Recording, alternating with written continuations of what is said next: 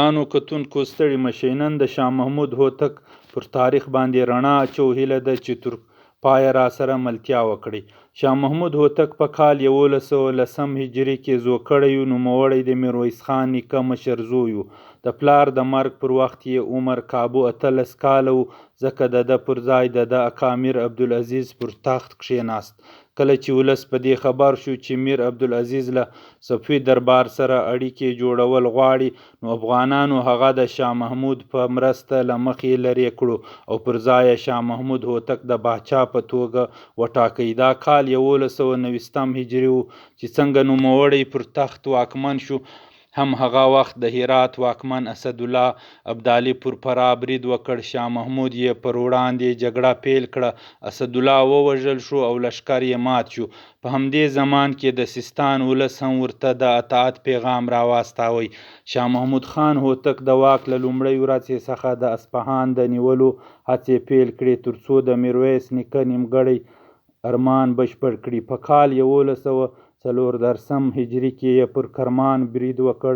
ایراني لښکر د لطف علي خان په مرسته مقاومت ملا وتړله. محاصره اوږده شوه.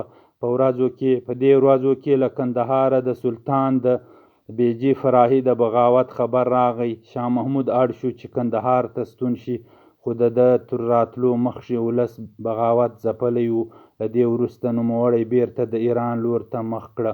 په کال 1114 هجري کې د 28,000 کسیز لښکر پر مټ کرمان او بام قبضه کولو سره د بندر عباس لور ته لاړ. هغه ښار یې محاصره کړ او ځایي خلکو ته یې د سر او مال پناه ورکولو سره د تسلیمېدو امر وکړ. د دې ښار تر نیولو وروسته یې د اصفهان پر لور یون وکړ. په کال 1122 میلادي کې د اکتوبر میاشتې پر 22 نیټه هلته ورسېد. په ګلناد آباد کې د دښمن له ځواکونو سره مخ شو. جګړه وشوه. ایراني لښکر مات شو. شاه محمود د فرخ آباد پر لور وخوځېدو. تر 8 میاشتې محاصرې وروسته د ایران صفوي پاچا شاه حسین صفوي په فرخ آباد کې د افغان زلمي شاه محمود هوتک دربار ته حاضر شو. خپله ماته یې ومنله او تسلیم شو. شاه محمود هوتک 1122 میلادي کال کې پر 15 نیټه په داسې حال کې اصفهان ښار ته ننوت چې د صفوي پاچا تاج یې پر سر و.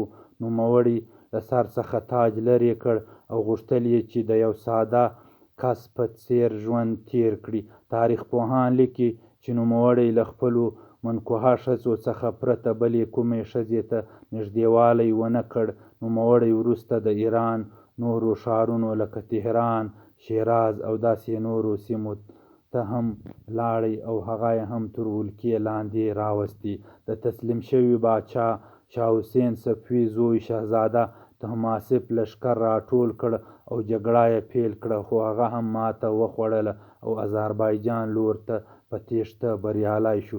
تاریخي اسناد ښایي چې شاه محمود هوتک لرې کړل شوي پاچا شاه حسین صفوي سره ډېر په درناوي سره چلند کاوه. که څه هم هغه بندي و، خو نوموړی به هره ورځ په خپله لیدو کتو ته ورتلو.